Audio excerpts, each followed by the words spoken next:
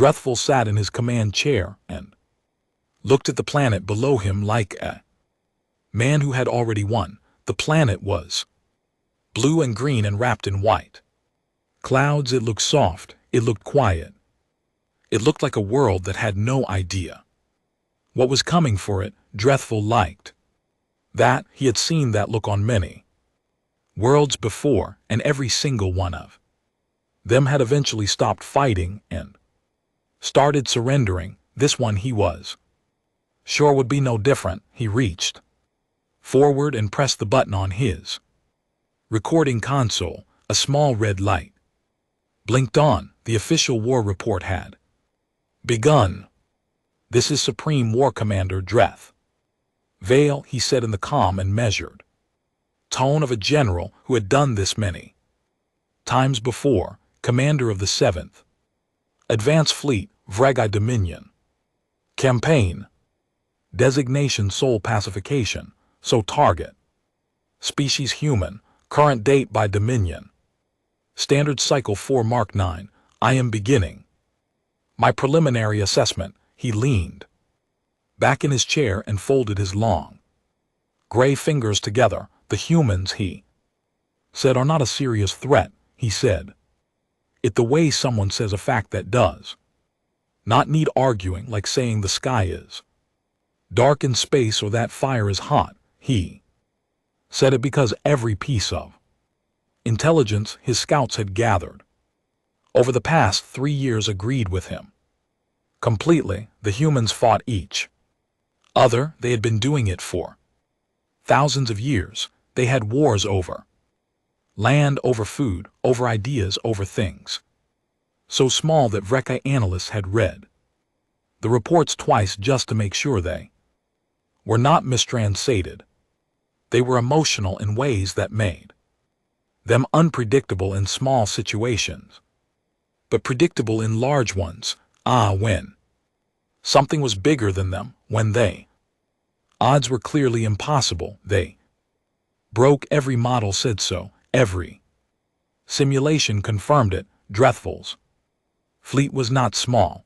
It was 312 warships, arranged in a formation that had broken the back of 14 different civilizations across 4 centuries of dominion expansion. The humans had sensors. They would see the fleet. They would count the ships, and then his analysts had calculated they would begin to panic. "My projections," Drethful continued into the recorder, "place full human capitulation at 72 hours from first contact. I expect minimal resistance in the early phase, moderate resistance in the middle phase as their military attempts a structured response and then collapse. The pattern is standard. I have seen it before, and I expect to see it again." He paused and picked up a data pad from the arm of his chair. "I am noting for the record that the human military structure is by any measurable standard chaotic. They do not have a single unified command. They have multiple nations, multiple armies, multiple fleets. Their communication systems are layered and inconsistent.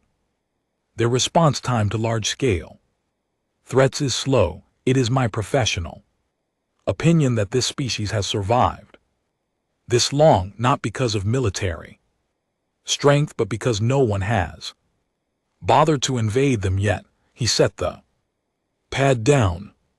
He almost smiled. "That changes.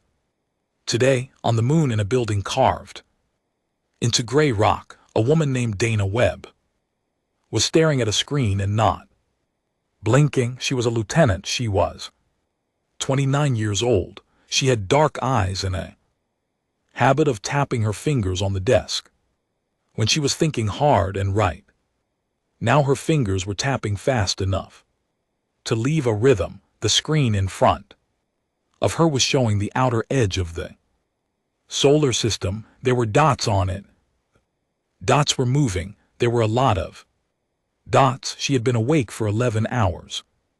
She had drunk 3 cups of coffee. She had run the numbers 4 times and gotten the same answer every time, which was not the answer she had wanted. She turned in her chair and looked across the room at a man sitting at another console.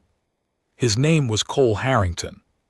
He was a captain. He was 34 with short brown hair and the kind of face that stayed calm even when it probably should not be calm. He was reading the same data she was reading. He was reading it slowly. Either way, you read something when you want to make sure you understood it right the first time. Cole, she said. He looked up. I count 312, she said. He looked back at the screen, then he looked at her again. Yeah, he said. I count 312 too. Room was quiet for a moment. There were 4 other people in it, all of them watching their own screens, all of them very still. Command is being slow, Dana said. Command is being slow, Cole agreed. We don't have time for slow. No, he said, we don't. He stood up from his chair and walked to the large display at the front of the room. He pulled up the map of the fleet's approach vector and stood there with his arms crossed, looking at it. Dana came and stood next to him. The VTH Kai fleet was coming in from the outer system, the moving in a shape that Dana's training told her was a standard compression formation. It was designed to push forward and squeeze inward at the same time, catching defensive lines between 2 walls of firepower. It was clean and disciplined, and it had clearly been used many times before. Cole studied it for a long moment. They've done this before, he said. Many times, Dana said. They're confident. Very. He turned his head and looked at her. What are you thinking? Dana Webb tapped her fingers on her arm. She was looking at the formation. She was looking at the 2 wings of it curving inward like a pair of hands about to clap together. She was looking at the space between them, the killing ground, the place no sane commander would ever put their ships voluntarily. I'm thinking, she said slowly, not that they expect us to behave. Cole waited. And I'm thinking, she continued, that maybe we shouldn't. He looked at the map again. He looked at that gap, the place between the 2 wings. Dana, he said, that's the most dangerous part of their entire formation. Yes, she said, if you go in there, both wings can fire on you at once. Yes, she said again, so you'd have to make sure both wings were too busy to notice you were there. She looked at him. Something close to a smile crossed her face.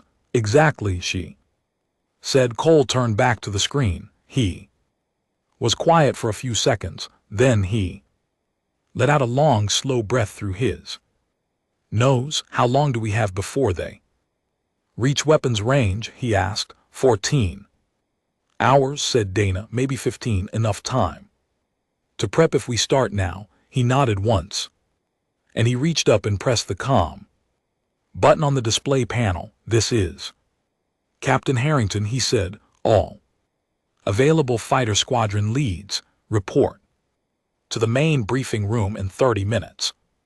And someone get me a list of every cargo freighter we have in dock right now. The room came alive. People started moving, talking, pulling up new screens. Dana Webb went back to her console and started pulling up frequencies. She needed something specific, something loud, something that would fill up every open channel and make every receiver on a Breathguy ship twitch with confusion. She found what she was looking for and saved it to a drive. Then she picked up her coffee, found it was cold, and drank it anyway.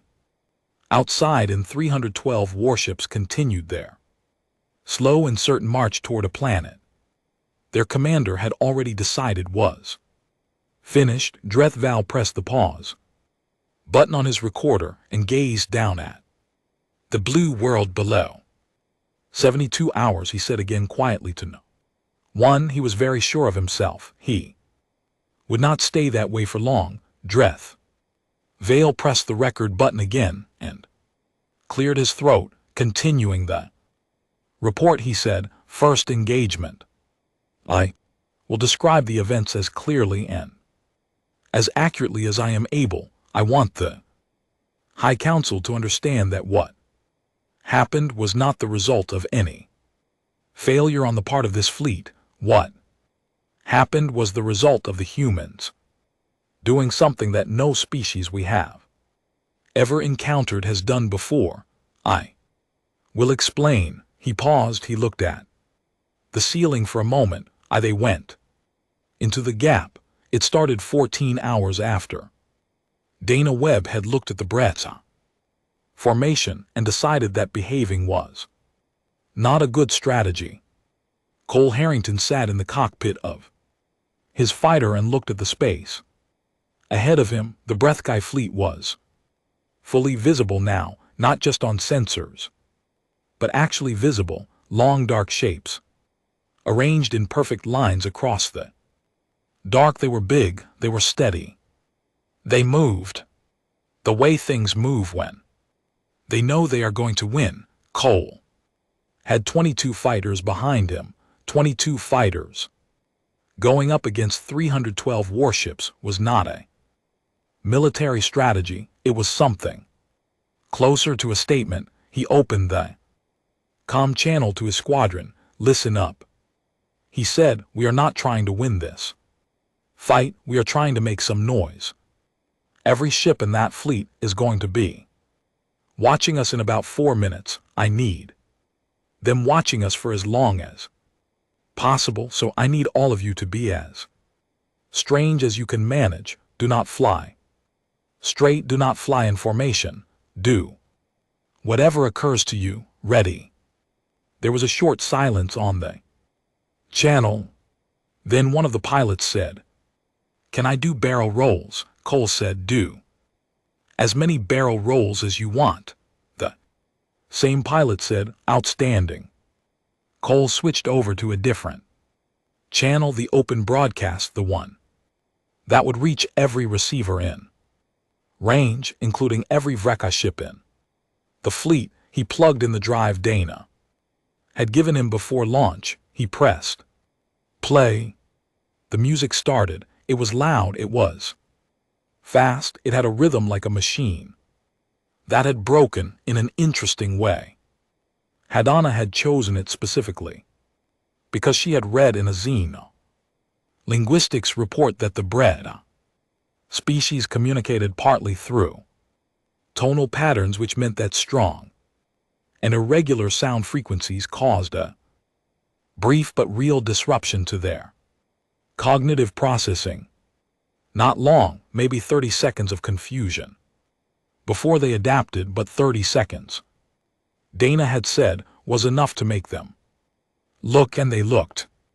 On the bridge of the VTH Kai flagship, every officer turned toward the sound sensors at the same moment. The signals coming in from the approaching human ships were unlike anything in any database. The sounds were irregular, rhythmically complex, and broadcasting on a frequency that overlapped with Vrethkai internal communication bands. Dreth Val stood up from his command chair. "What is that?" he said in his communications officer said, "It appears to be music, Commander." Drethval stared at her. "Music? Yes, Commander, they are flying into the kill zone of our formation," he said slowly. "And they are playing music?" "Yes, Commander." Dreth Val sat back down. He looked at the sensor display. 22 small human fighters were approaching the central gap of his formation at high speed, and they were not flying in any recognizable pattern. They were spinning. Some of them were doing long looping turns for no clear reason. One of them appeared to be flying briefly upside down relative to the plane of the ecliptic, which was operationally meaningless and yet somehow deeply unsettling. Why, said Drethville, are they upside down? No one answered him. No one had an answer. Target them, he said. All forward guns. I target them. The guns tracked the fighters, but the fighters were not flying straight, and they were not flying predictably.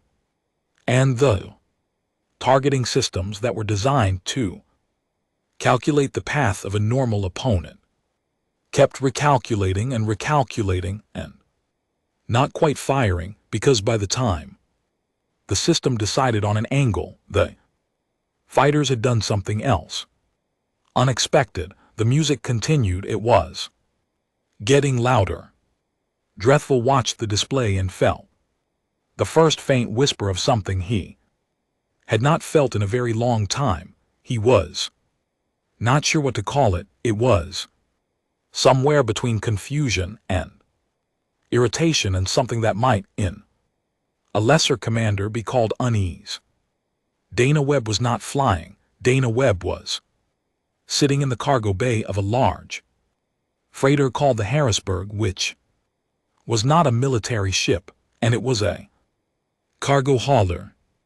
It smelled like machine oil and old packaging material, and the specific smell of a ship that had been running routes in the outer belt for 12 years without a full cleaning. There were 2 other freighters with her. Their names were the Fort Collins and the Keene River. None of them looked like weapons. That was the point. All 3 ships had been moving for the past 6 hours very slowly on a route that did not look like an approach. It looked like a drift. It looked like 3 cargo haulers that had been caught in the wrong part of space at the wrong time and were simply trying to stay out of the way. The Vrekki fleet's rear sensors had noted them and flagged them as non-military and non-threatening. That assessment had not changed. Dana checked her timer.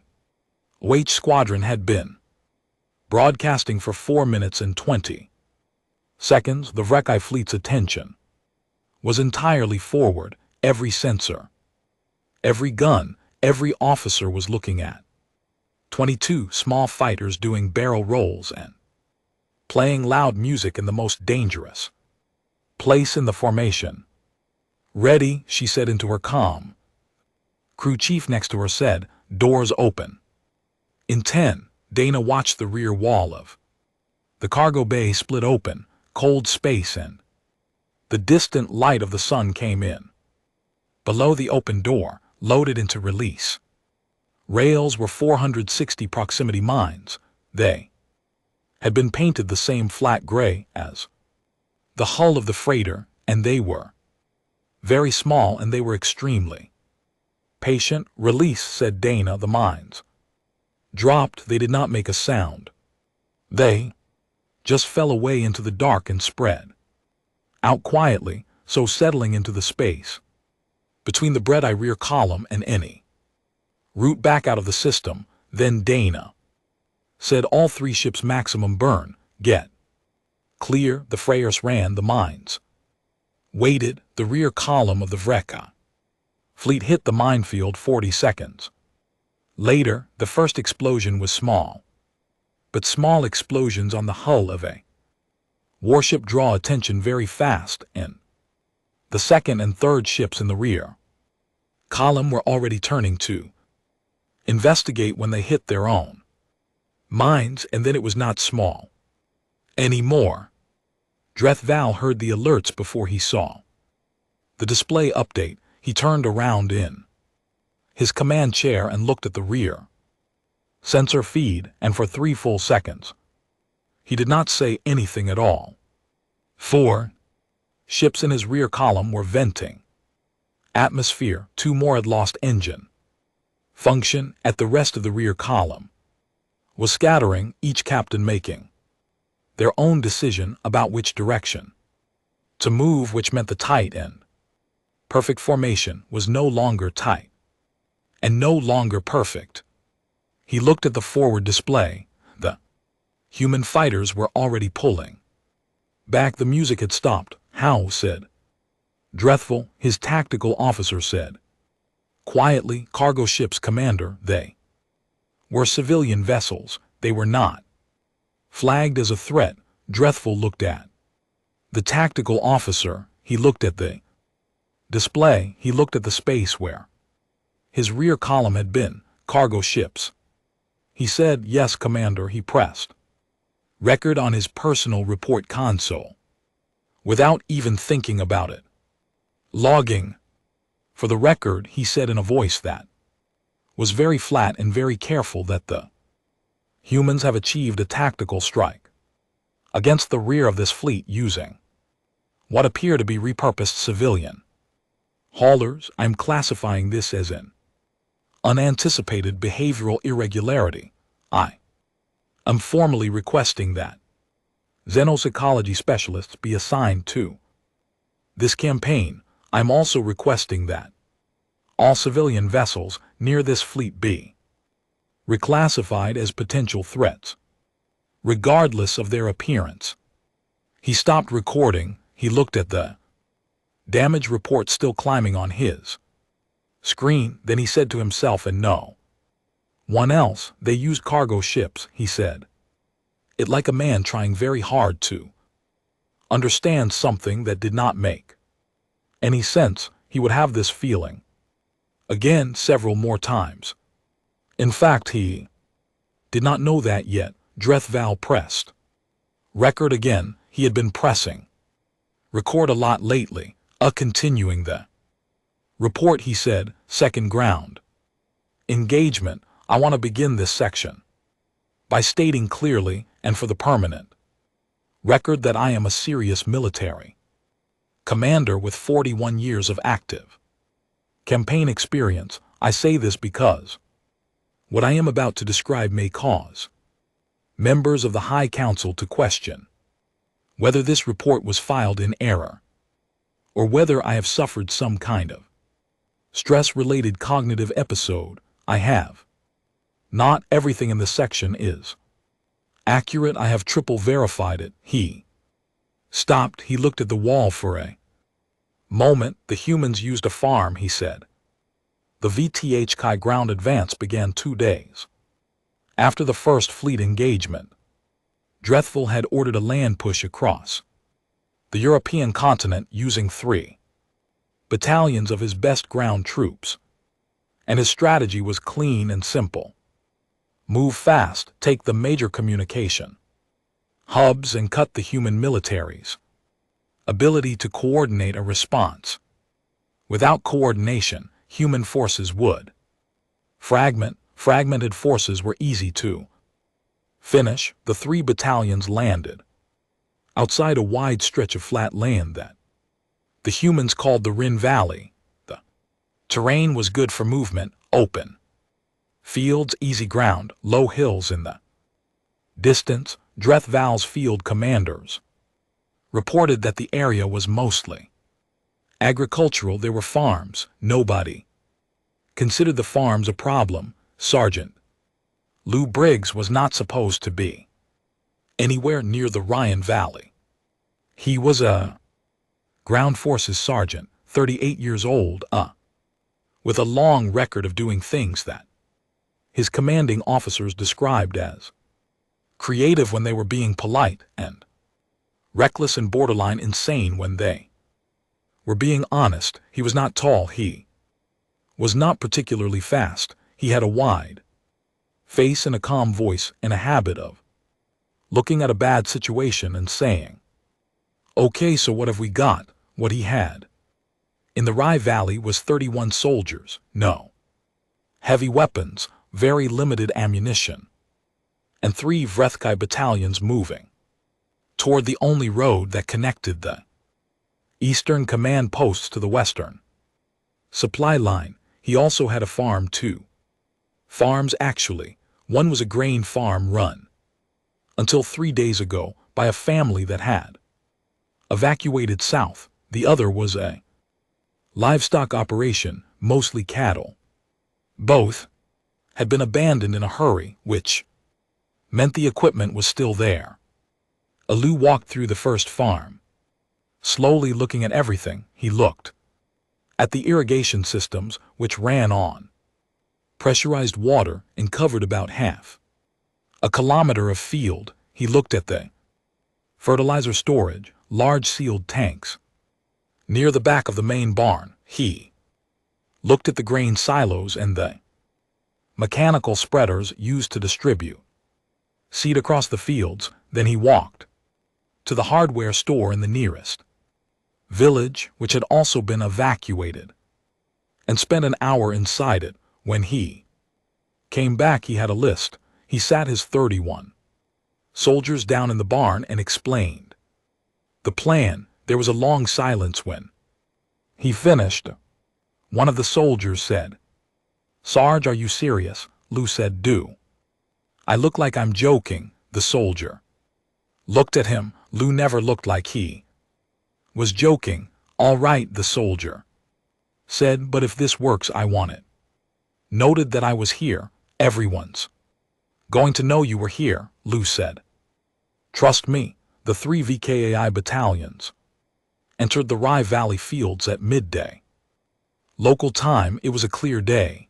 The ground was dry. Everything looked exactly like open farmland, which was exactly what it was. For the first 4 minutes, nothing happened. Then the irrigation system switched on, but they were not running water.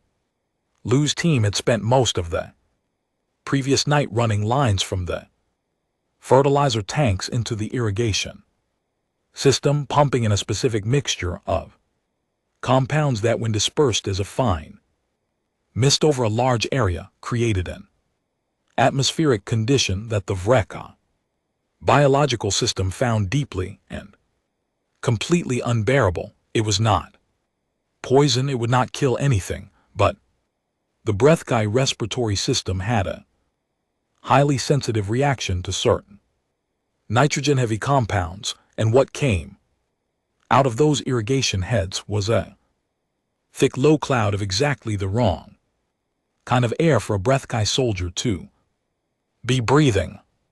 Within 6 minutes, the lead battalion was in full disarray. Soldiers were pulling back to get clear of the mist. Commanders were calling for medical support. The advance stopped completely. Then the grain spreaders started. Lou's people had loaded the mechanical spreaders with a second compound, something found in the hardware store, a common pest deterrent that was completely harmless to humans, but reacted with Rithkai skin in a way that produced intense, persistent irritation. It was not dangerous, and it was just very unpleasant in a way that made it almost impossible to think about anything else. The spreaders moved down the field in slow, patient lines, spreading the compound across the area where the 2nd and 3rd battalions were trying to regroup. It took about 8 minutes for all 3 battalions to request a full withdrawal from the valley. Lou watched them go from the roof of the barn, eating a sandwich he had found in the farmhouse kitchen. He chewed slowly. He looked very calm. "Log it," he said to the soldier next to him, who was holding a field comm unit. "Valley is clear. Request resupply at the Eastern Road Junction." The soldier sent the message. Then she said, "Sarge, what do we put in the report for how we did this?" Lou thought about it. "Put used available resources," he said. Dadrith stared at his tactical display and read the report from his ground commanders 3 times. 3 battalions pulled back by a mist. He picked up his personal recorder.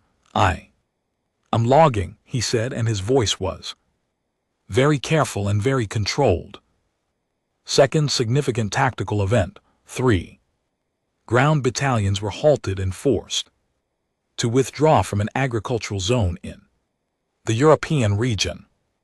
The cause of the withdrawal was an environmental disruption created by the humans using the farm equipment already present in the area. I want to be clear about what this means. The humans had access to military weapons, they had trained soldiers in the area, they had defensive positions, and they chose to stop 3 of my battalions with fertilizer and a pest spray. He stopped recording. He sat very still. My fertilizer, he said. Quietly, he pressed record again. I am formally noting that human tactical thinking does not appear to be limited by the resources that are conventionally considered military in nature. They appear to look at any environment and ask what it can be made to do. This is unusual. I am adding a request to my earlier recommendation for xenopsychology support. I am now also requesting a complete environmental survey of every area where ground troops are operating. Fields, farms, hardware facilities, storage buildings, anywhere that contains materials that could be used in ways we are not expecting. He paused. Again, I feel it is important to note that I did not think I would need to say that in 41 years of campaigns I have never needed to tell my officers to be careful of farms. He stopped the recording. Top far from the farm and far from Drethval's flagship. Dana Webb was not sleeping. She was in a small room in Lunar Command with a cup of cold coffee and a screen full of numbers. She had been watching the Vrethkai fleet communication patterns for the past 30 hours, writing down timestamps, measuring gaps, looking for anything that repeated. And she had found something. It was small, easy to miss. Between the moment when Drethval issued a fleet-wide command and the moment when the individual ships confirmed and executed the command, there was a gap. It was not long, it was consistent. It happened every single time without fail. And it happened because the Vrethkai command structure was very formal. Every order had to pass through a verification layer before the fleet could act on it. 4 minutes and 11 seconds, that was the gap. Dana Webb wrote it down on a piece of paper with a pen because she wanted it in front of her where she could look at it. She looked at it for a long time. 4 minutes and 11 seconds was not very long. It was shorter than most people's lunch break. It was shorter than the time it took to make a pot of coffee. But it was long enough. She was already thinking about what could be done in 4 minutes and 11 seconds if you knew exactly when those 4 minutes were going to start. She picked up her pen and started writing notes in the margin of the paper, and she wrote for a long time, and her coffee stayed cold and untouched, and outside the small window of her room the stars were steady and quiet and completely unaware of what she was planning. Drethval pressed record. He pressed it slowly, or like a man who was not entirely looking forward to what he was about to say. Continuing the report, 3rd Major Engagement. I want to open this section with a statement I have not made in 41 years of service. I am writing what follows under formal protest, not because I believe the events are in dispute. They are not in dispute. My own ship's logs confirm every detail. I am writing under protest because I believe the events reflect a method of warfare so irregular and so outside the boundaries of accepted military conduct that I do not think the Dominion's current reporting framework has a category for it. He stopped. He breathed. The humans sent us a memo. He said a fake one, and we listened to it. Dana Webb had spent 4 days preparing. She had the timestamp data, and she had the gap 4 minutes and 11 seconds between a Breadeye fleet-wide command and the fleet's execution of that command. She had the communication frequency that Drethval's fleet used for internal orders, and she had, after a very long and very technical conversation with a signals officer named Petra Novik, something that looked to a breath receiver exactly like a valid Vreki command authorization code. It was not a real code, it was a reconstruction. Petra had built it from intercepted signal data over 5 days of patient, careful work, layering frequencies and timing patterns until the output was close enough to pass the fleet's automated verification check for at least the first 30 seconds of processing. 30 seconds was not 4 minutes, but it did not need to be. It only needed to reach every ship in the fleet at the same moment and trigger the verification sequence. Once the sequence started, the fleet would hold position until it completed. That was how the Vreki command structure worked. Orders were not executed until verified, and verification took 4 minutes and 11 seconds. Dana had timed everything around that window. She had talked to Cole, she had talked to every squadron lead still operational. She had pulled every remaining long-range gun battery on the lunar surface and pointed them at the left flank of the VTH formation. She had arranged the fire sequence so that the moment the fleet froze, every gun and every fighter would fire at the same target from multiple angles at once, a coordinated strike that would not be possible against a moving, reacting fleet. Tabat would be very possible against a fleet that was sitting still and waiting for paperwork to clear.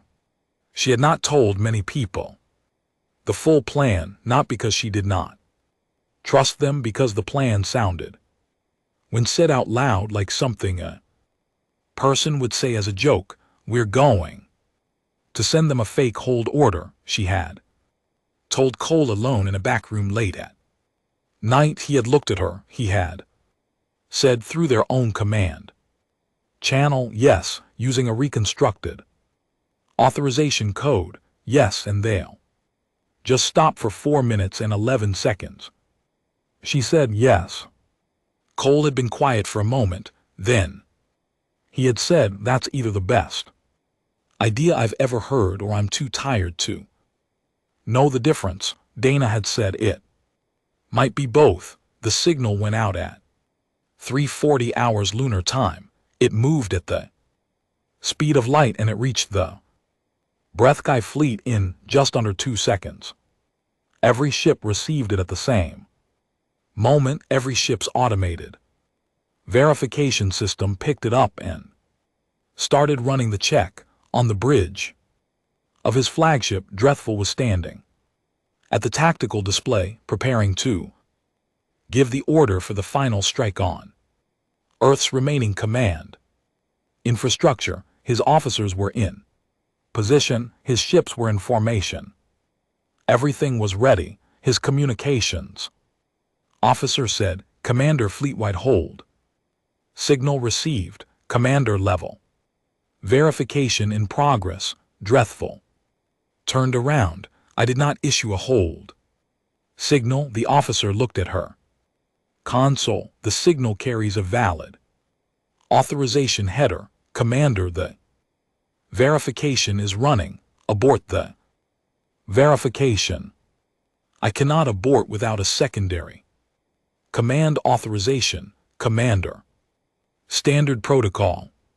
Drethval stared at her. He was a man who had designed a command structure that was airtight and consistent and never made mistakes. He had spent years building that structure.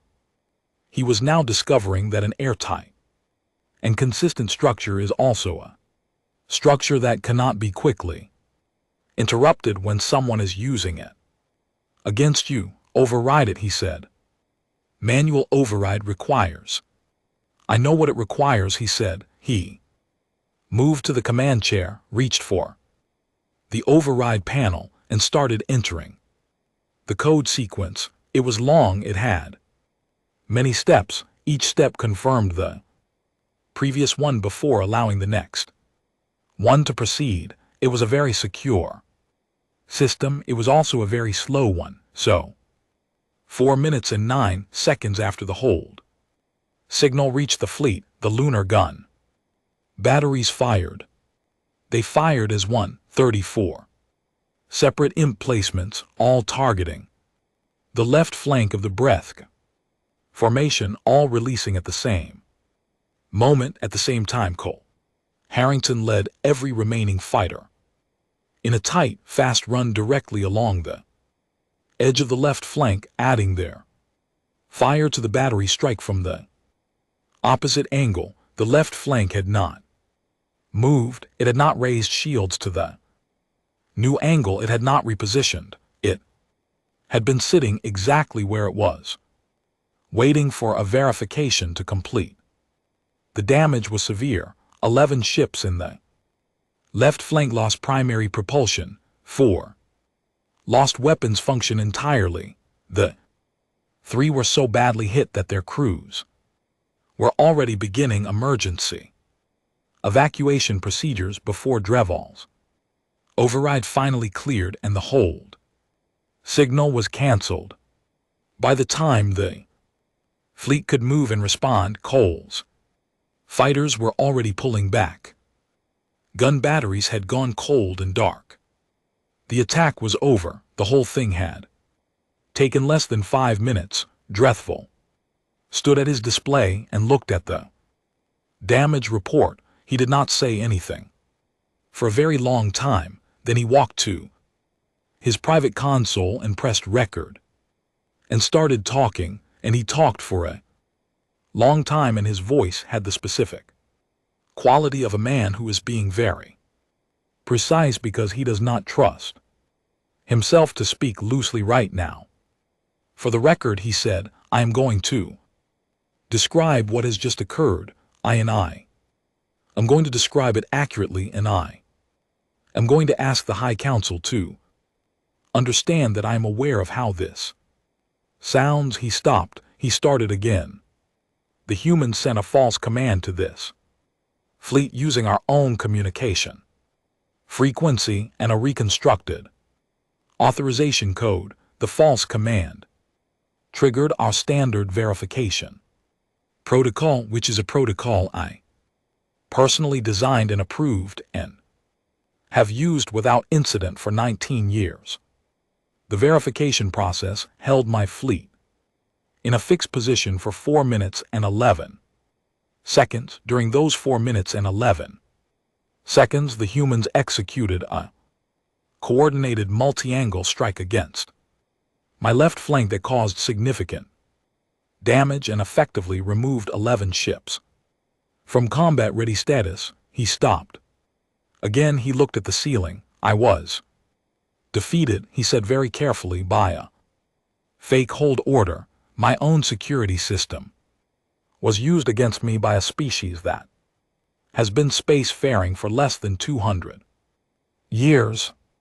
I am noting this. I am noting it with great displeasure, and I am also noting that I am aware of no precedent for this in the history of Dominion military campaigns. He stopped the recording. He sat down in his command chair. He looked at the display where the scattered left flank was slowly trying to regroup. He started recording.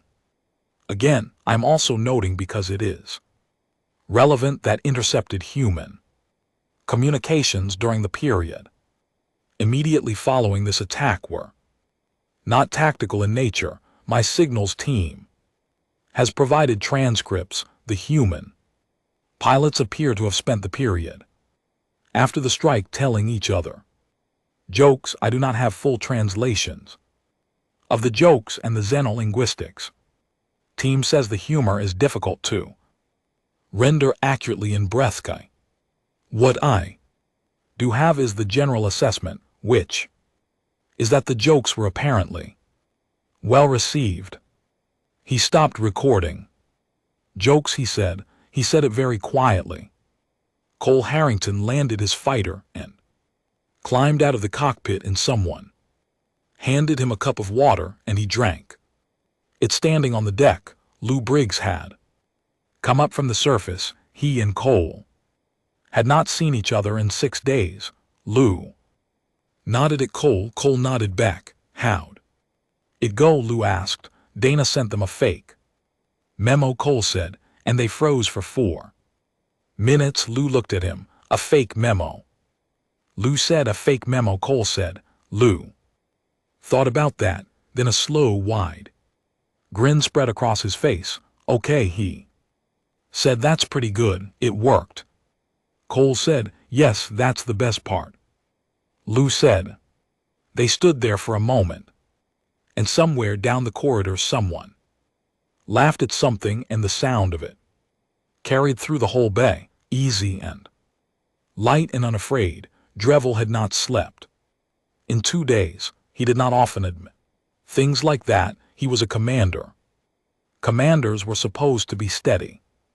They were supposed to be above the wear and grind of a difficult campaign, above the weight of decisions, above the slow accumulation of things that had not gone the way they were supposed to go. He sat in his command chair and he looked at his fleet on the display, and he counted ships the way he had been counting ships every morning for the past 3 weeks. He had started with 312.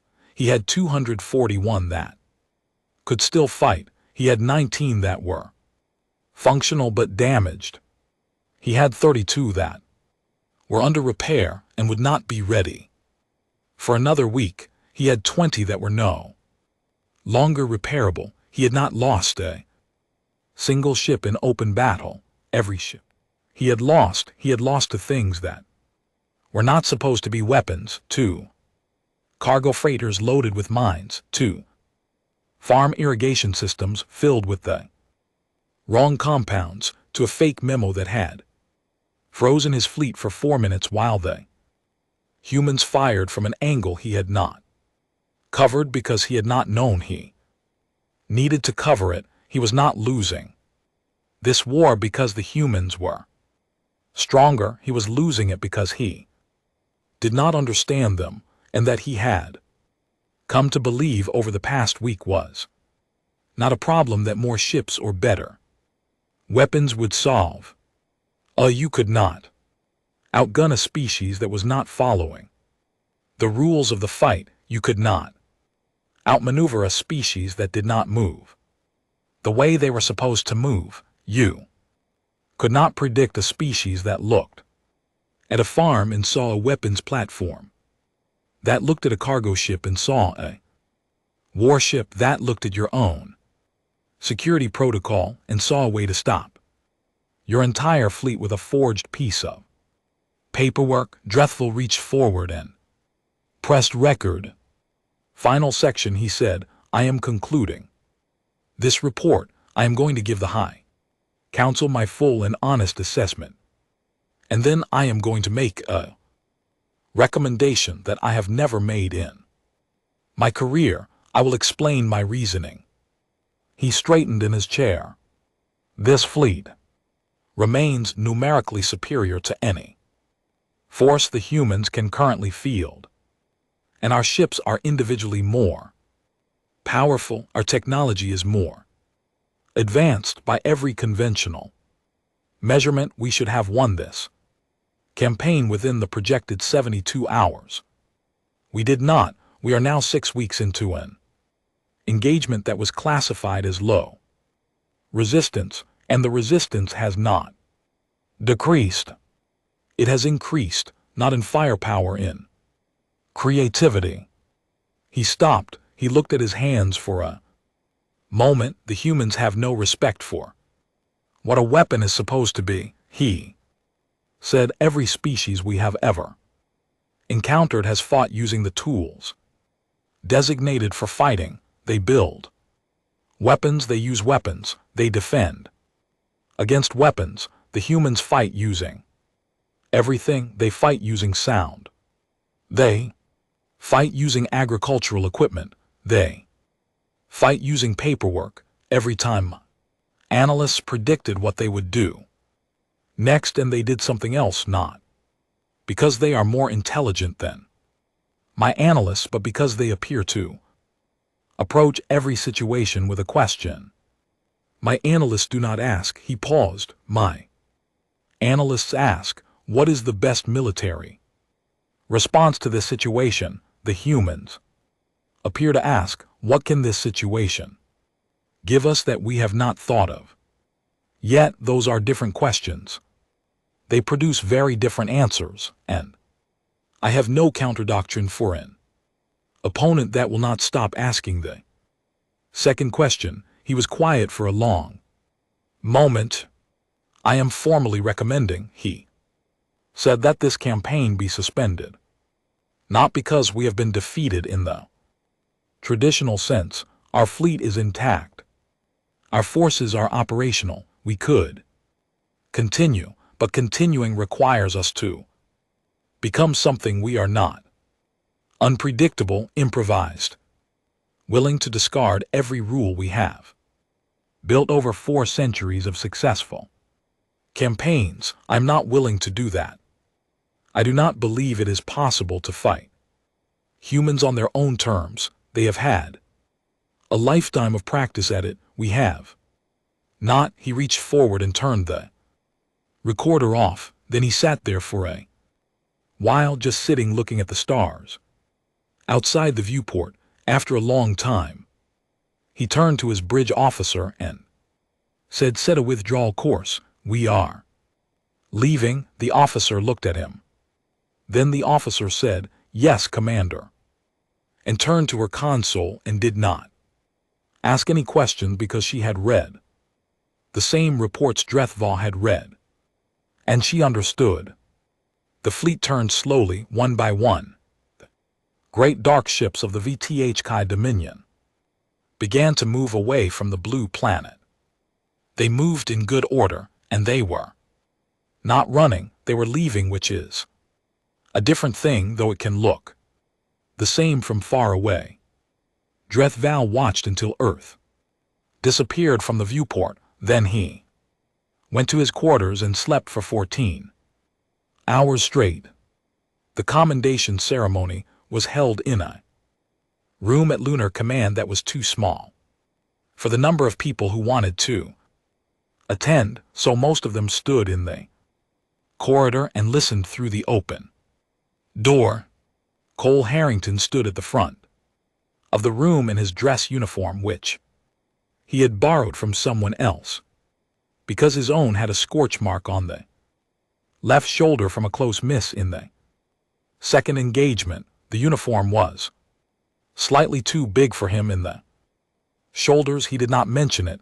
Dana Webb stood next to him while she had gotten 4 hours of sleep in the past 2 days, and it showed in a small way around her eyes, but she stood straight, and she did not fidget. General Harlow, who ran Lunar Command, gave a short speech. He did not say very much, because there was not very much to say that the facts did not already say. Better, he pinned commendations on both of them. He shook their hands. He called them simply exceptional. Cole nodded. Once, Dana said, thank you, sir. Someone in the back of the room started clapping, and then everyone did, and it filled up the small room in the corridor and went on for longer than anyone expected. Afterward there was coffee. Someone had brought real ground coffee from the surface, not the powdered kind, and the smell of it filled the room in a warm and comfortable way. People stood in small groups and talked on, and the talking was easy, and more than once someone laughed at something. Lou Briggs was not there. He had sent a message 2 days before saying that there was a relief operation forming up in the outer colonies, and they were short of experienced ground sergeants, and he had signed on. He said he was sorry to miss it. He said well done to everyone. He said to save him a cup of coffee if there was any left when he got back. There was not any left. Someone would owe him a cup. Drethel's war report was filed through official channels as required. It was marked classified and forwarded to the High Council, who read it in private session and then argued about it for 3 days. They did not argue about whether the recommendation was right. Most of them reading the report, it had come to the same slow conclusion that Dreth Vale had reached, that this particular campaign had run into something they did not have a playbook for. What they argued about was the report itself. Specifically, they argued about what to do with it, whether it should remain sealed, whether parts of it should be released to the general dominion military for study, whether it reflected a failure of command or a failure of doctrine. In the end, a compromise was reached. The report was declassified in part and sent to the VTHK War College as a training document, not as an example of defeat, as an example of something the Dominion's military thinking had never fully accounted for, which was an opponent who did not fight the way opponents were supposed to fight. The War College instructors added it to the required reading list for all third-year strategic planning students. They placed it at the end of a module on the limits of predictive doctrine. The file had an official designation number and an official title, which was the formal name of the campaign, which was long and bureaucratic, and which no one ever used when talking about it. Everyone who read it just called it the same thing, which was what Dreth Val's filing assistant had written on the internal label when first cataloging the document, not as an official title, but simply as a note to help find it later. The label said the human problem unsolved. It stayed that way. No one changed it. Because after everything that had happened, yes, after every farm and every cargo ship and every fake memo and every barrel roll and every joke told in a cockpit over a damaged alien fleet, it was still honestly the most accurate description anyone had managed to write. The humans were a problem. They had not been solved, and somewhere on a blue planet wrapped in white clouds, a lieutenant named Dana Webb was sleeping soundly for the first time in weeks, and a captain named Cole Harrington was drinking real coffee by a window, and a sergeant named Lou Briggs was already on a transport heading somewhere new. None of them thought of themselves as a problem. They were just people doing what people do, which was apparently exactly the thing no one else in the galaxy could figure out how to